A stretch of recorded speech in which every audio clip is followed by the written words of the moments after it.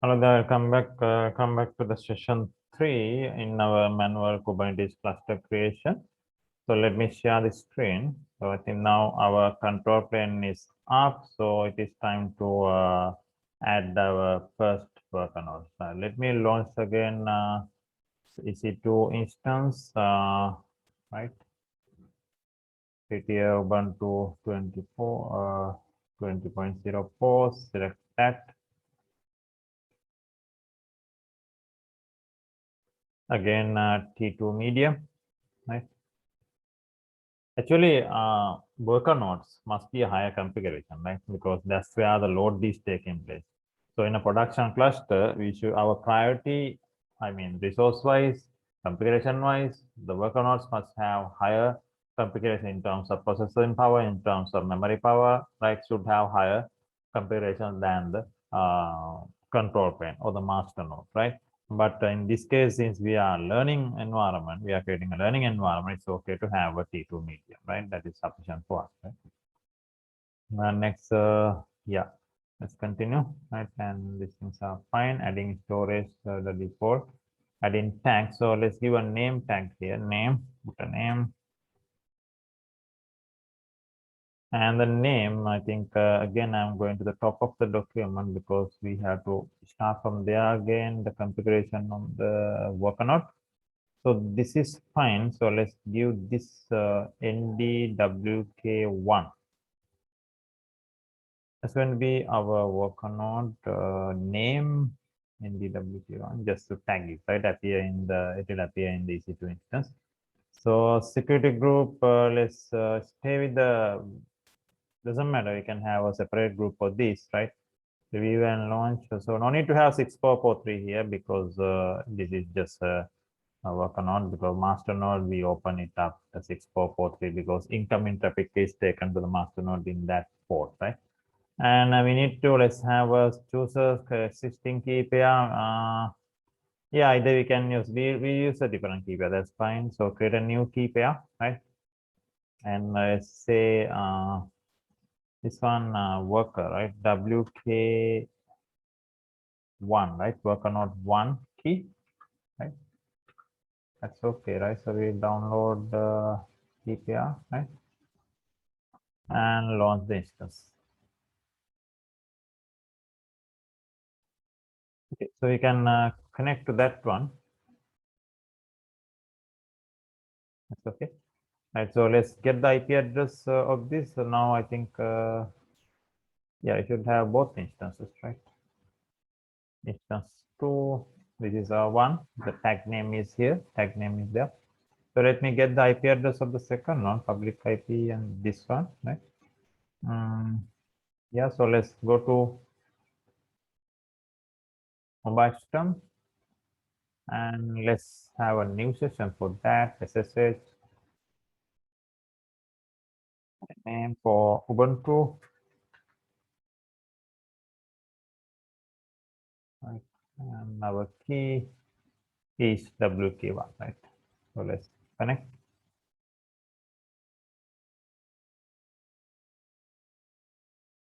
All right, so this is the private address for that, right? So that's okay. We can take it later, right? So let's very first thing is let's give the name for our node, right? Copy and paste.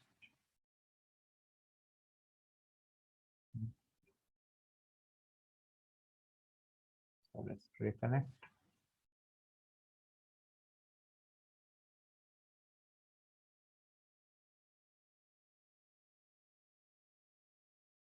This is our new one, right? So this is the old one, which this is our master, right?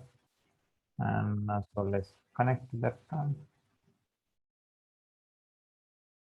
Now should have the new name WK1. That is fine, right? Okay, so the first command is done. We'll change the name and let's continue. Same way, right? Same set of steps you need to continue. Right? So let me just update down. I'll quickly do it.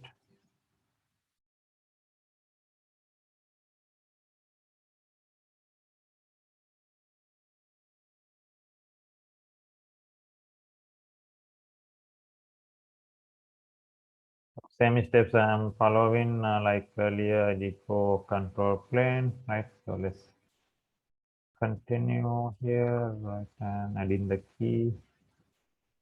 Okay, and this one, repository.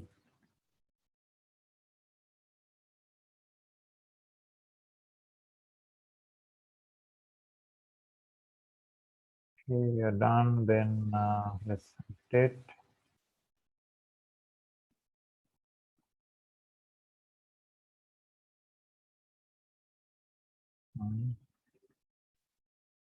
Just okay.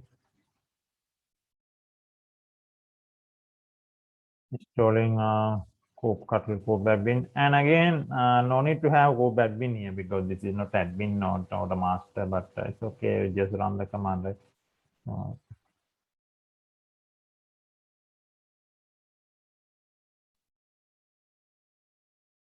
and we are holding it in the versions.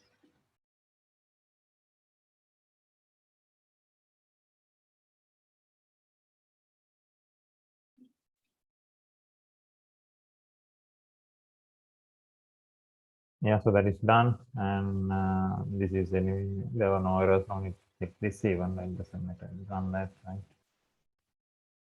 Okay, that is also good. And disable the step, right? So test that and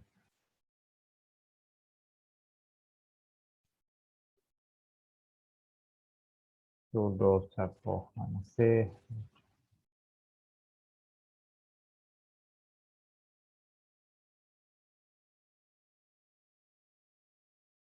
Yeah, overlay enabling the module because Docker runtime needs to be there in the worker node as well, right? So, and yes, sudo mod vxlan vr filter bridge filter, right?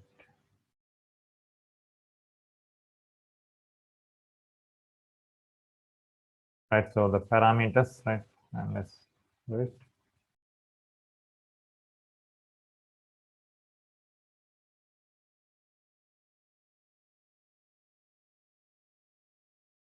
Okay, so that is done. Let's update the parameters with this.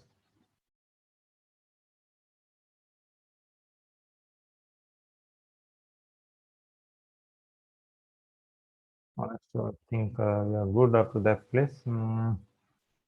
Yeah, so let's install the Docker runtime, right? Because in the our worker nodes, workloads are taking place, so containers are going to run there. So you need to have the Docker runtime, right?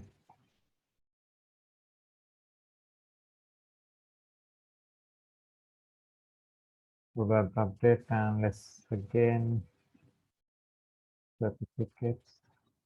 This is just a procedure to install Docker runtime, right? We did the same. You can take a look at the official Ubuntu documentation. They also giving the same method, right? And this 20.4 is going on Focal release, right? Focal is a new version of Ubuntu release. Denial and those things were there earlier. And key, let's get the key. Okay, so stable release.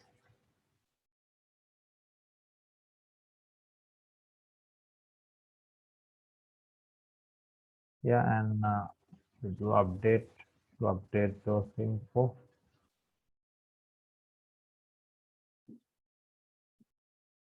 And then we install Docker, right?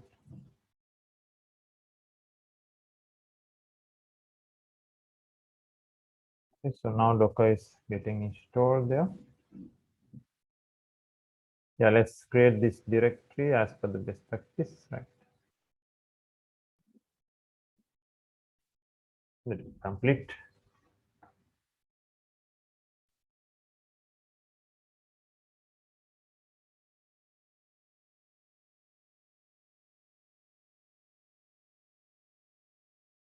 All right, so let's continue. The JSON file, we did the same in the previous work on master node as well.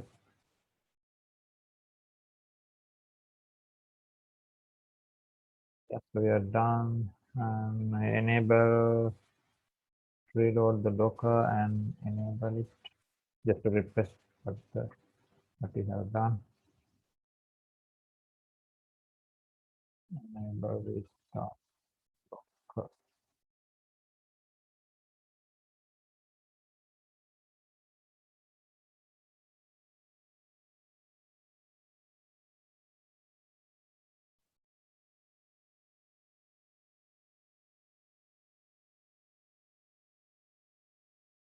All right, so yeah, you're done with that place. So just to check in the module is up, it should be up, no need to check again, right? And sudo syscontrol enable kubelet, yeah, that is required, right? So now we are in worker node now, so kubelet is must in the worker node.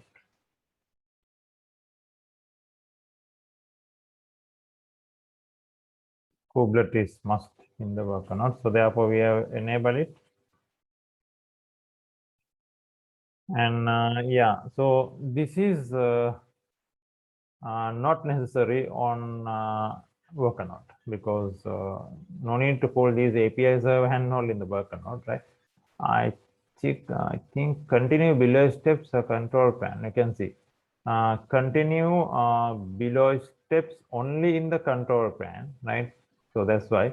But enable kubelet, I think this one we better do it. But anyway, kubelet is installed, so there is unless you reboot the node, that's why enabling. Anyway, it's fine, right?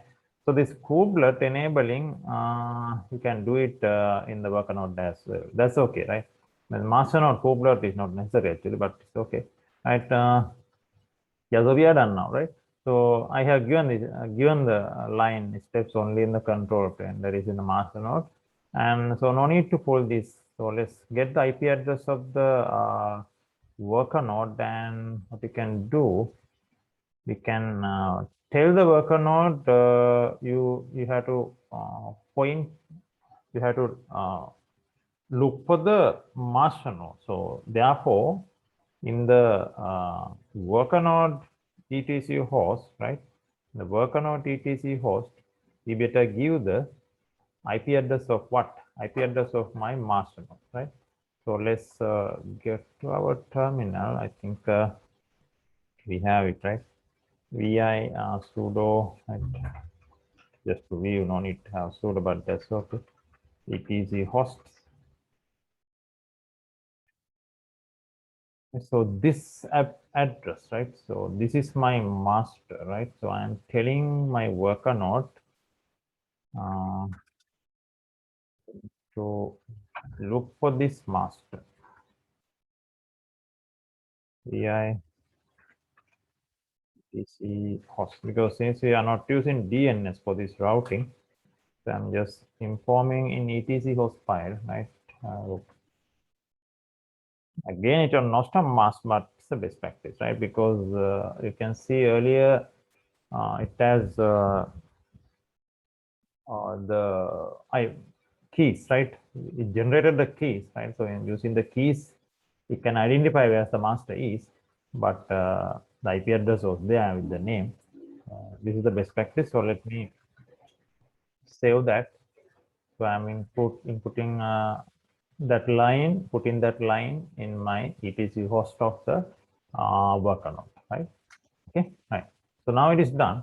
I think we are good there, right? So yeah, so these things no need, no. So these things we had to do it in the master node. So we have done those things. So now we are ready to add the worker node to the cluster, right? Yes. So you get the command, right? Get the command not from the node, right? So when you do in the practical, you need to get the real key from the output of this uh, cluster initialization, which is came earlier with the master node, right? So this is the command you can see. So I'm in my master node output, which we did in the previous session. So we can say this is the command kubelet admin join. This is my cluster name. So you can see the name is given with this identification and the key. So I'll just copy this one. Now I am asking this worker node to join the cluster. Let's try it, right? ask him to join, and let's see what happens. Yeah, this is why, because I did a mistake. I need to have run it as an admin user, right? So sudo, right, root user, whoever admin, right? Okay, let's try it. Sudo kubelet, yeah. Now try it. Let's see. You can see right away it picking it up, running pre-flight checks, and yeah, reading the cluster from. You can see for your information. You can look at the, yeah, that is the details. So yeah, you can see writing kubelet configuration, this config file, you can check it, and writing kubelet environment to this again file, we can check it later. Starting the kubelet, writing the kubelet bootstrap TLS transfer layer security, that is for authentication and all. This node has been joined the cluster. You can see successfully joined. Certificate sign-in request was sent to the API server and received, and kubelet was informed that new secure connection details. So it's very clear, right? So what is happening here, right? So this token is given by the master, right? So when I run this command, admin join, this is the cluster name, using this port, the communication will happen. So it will send the request to the API server, right? API server of the master node, that's what it says, right? And it's checking for this certificate, and certificate authority is there in the master node side. So it's validating the request, whether this request is a valid request, because it is coming from a valid request, because these keys are there in the worker node as well, right? And because those are the keys generated by the master, right? And once the certificate sign-in request is sent to the API, so it is asking to, okay, there's a request coming in. Is this particular fellow who is sending the request, is he having a valid certificate? Certificate authority will check that validity. If it is validated, yes, then it is valid, then no problem. The kubelet was informed the secure connection details. That is why, because kubelet is a process which is running on the worker node side. So, and it should be informed, okay, so this is a valid connection, and please take this node as a valid one, right? Because when you deploy in workloads, I mean, when the workload deploy means what is going to happen? The containers are going to come up. Containers are going to come in up means what? I mean, kubelet is totally responsible for starting a container as per the workload, as per the deployment that we are doing in the Kubernetes cluster. So therefore, kubelet must be aware of whether this node is a valid one or not. So from the initialization itself, at the joining stage itself, kubelet is given the information, yes, this node is a valid one, right? Let's talk those things later in more details, how the scheduler, API server, and kubelet is interacting each other when the deployments are done for the Kubernetes cluster. We'll discuss those things later. And now it is time to get back to our master, right? So let's clear here. So we can just right away from this node itself, we can run a kubectl. That it's the tool is available in the master node. So we can run a kubectl right away, or we can use another node, right, and configure kubectl there and give the context, cluster context, using those configuration config file and all, the profiles and all. And we can, if you want, we can run the command from there itself. But for the time being, we will run the kubectl from the master itself, right? So we can say kubectl get no, right? So once you say get node, no means nodes, right? So now you can see get no. This is my control plane, the master, and this the new node already joined the cluster, right? So if I say minus o wide, and I can get more details, right? So now you can see the IP as well. So this is my master private IP, right? And you can see, and this is my node IP, right? You can see that IP is there, right? And yeah, so these are the two. At the moment, I am having one master, and this is my one worker node, right? Okay. Uh, yeah, these IP addresses, right? 172.31. We can verify it further. So now I am in my master node, no, right? If you want more details, we can IP ADDR, right? So because So this is, I am just in my master, I just checked the IP address. Now it says ready. This is my control plan and internal IP 172.31.224, right? So 171.31.224, you can see that is the ETH0 IP, right? Bridge network. And yeah, so this is what it shows here is my public IP, right? Which I have the mobile stem connection, but this is the private IP, right? And similarly, if I checked 172.162 IP, right, which is my worker node IP, right? So if I type EDR, right, I can say 162 as my private IP, right? That is what. All right, so that is now we have the cluster up and running with only one worker node. But anyway, cluster is up. So what you can do next, same way, configure another worker node, right? Same step, join it to the cluster. So I don't think it's necessary for me to work through all the steps with you with the demo live. So I will do it, and I will in the next session I'll meet up with the cluster with two nodes, right? All right, you can try to do the practicals and follow the video. I'll upload the document to the GitHub repository as well. All right, thanks. If you like the video, you can put a subscribe. I'll meet you soon in the next session. Right, bye bye.